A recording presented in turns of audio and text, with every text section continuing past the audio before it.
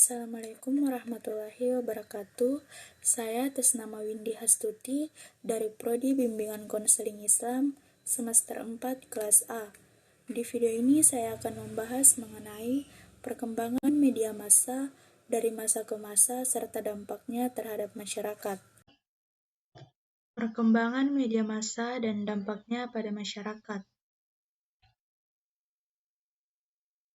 Devlor dan Ball-Rockets 1989 menyebutkan bahwa terdapat 5 revolusi komunikasi massa, yaitu The Age of Sign and Signal, The Age of Speech and Language, The Age of Writing, The Age of Print, The Age of Mass Communication.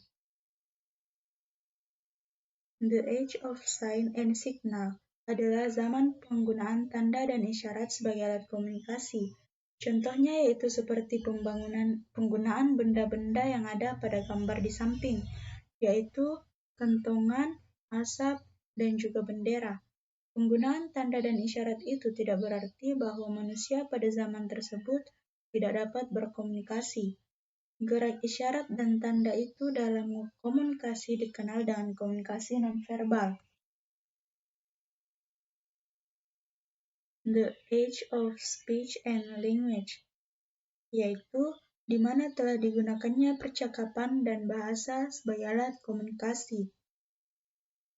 Kemampuan yang dimiliki manusia pada era ini memang tidak menyebabkan perubahan yang besar, tetapi secara pasti sangat memungkinkan peradaban mereka bergerak maju dan pasti.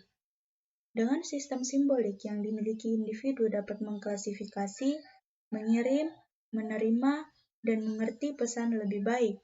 Meskipun bahasa tidak mampu membawa perubahan secara langsung, tetapi telah mampu membawa perubahan dan pembentukan peradaban yang lebih maju. The Age of Writing, zaman digunakan tulisan sebagai alat komunikasi. Pada era ini sudah ada standarisasi huruf atau alfabet.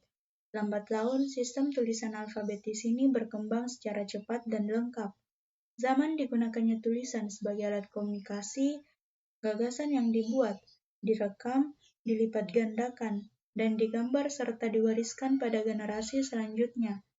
Fenomena ini menjadi tahapan penting dalam proses menuju zaman digunakannya mesin sebagai alat komunikasi. The Age of Print, zaman digunakan media cetak sebagai alat komunikasi. Salah satu penyempurnaan paling besar dari perkembangan komunikasi manusia adalah ditemukannya mesin cetak oleh Gutenberg 1940.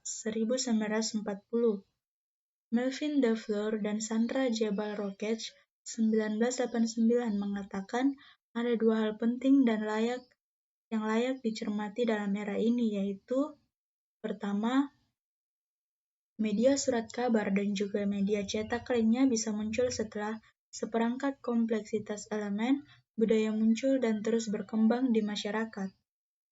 Kedua, seperti hampir terjadi pada semua penemuan sebelumnya, penemuan mesin cetak merupakan gabungan antara elemen dalam masyarakat. Masyarakat menerima perkembangan media cetak karena tak lain sebagai sebuah kompleks budaya yang terus berkembang. Pada abad ke-19 muncul beberapa bentuk media cetak seperti surat kabar, buku, dan majalah yang digunakan secara luas oleh masyarakat.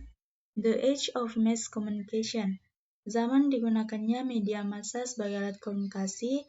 Dengan kemunculan media cetak, langkah aktivitas komunikasi mulai menanjak cepat. Demikian juga munculnya radio, kemudian televisi mengakibatkan komunikasi massa menjadi satu hal penting dan menjadi bagian dalam kehidupan modern ini.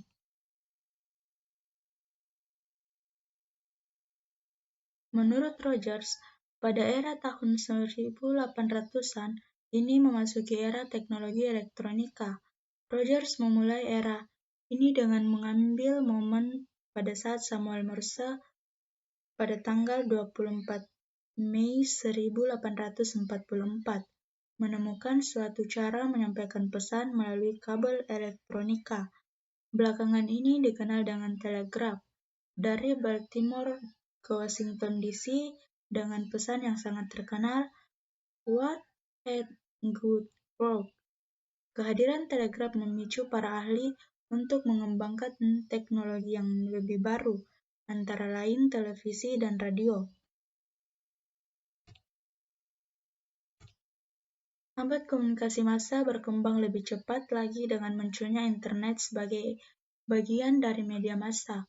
Awalnya, internet merupakan jaringan komputer yang dibentuk oleh Departemen Pertahanan Amerika Serikat pada tahun 1969 melalui proyek ARPA atau Advanced Research Project Agency Network. Hingga saat ini, internet telah mampu mengatasi ruang dan waktu proses penyebaran informasi di dunia ini. Dampak dari kehadiran media massa pada masyarakat. Media massa di Indonesia sudah dijamin kebebasan sejak runtuhnya pemerintahan Orde Baru dan mengudaranya era reformasi hingga saat ini. Akan tetapi, seiring berjalannya waktu, kebebasan tersebut justru sedikit disalahgunakan oleh pihak-pihak tertentu yang hanya ingin mengambil keuntungan materi saja. Misalnya, dengan semakin maraknya pembentukan lembaga-lembaga media massa baru yang dikhawatirkan dapat menaikkan tingkat persaingan di dalamnya.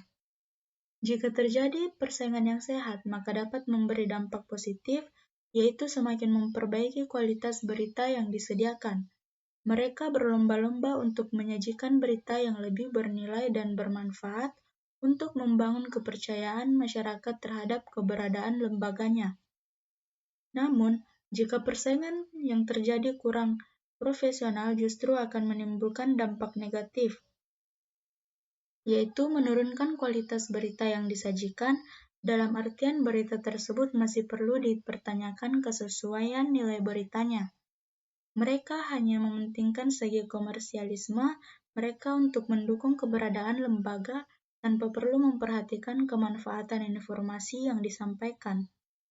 Hanya sekedar memberi berita yang sensasional, syarat akan berita hiburan tanpa adanya unsur pendidikan. Kedua isi pandangan tersebut terjadi dalam media massa di Indonesia yang syarat akan kepentingan tertentu. Ada lembaga yang bergerak ke arah positif dalam memproduksi sebuah informasi, namun ada pula lembaga yang bergerak ke arah negatif. Dampak yang kedua ini jelas tidak mendukung pembangunan negara. Keberadaan dampak negatif tersebut dibuktikan dengan maraknya peredaran media massa kuning di Indonesia. Itulah pembahasan dari saya.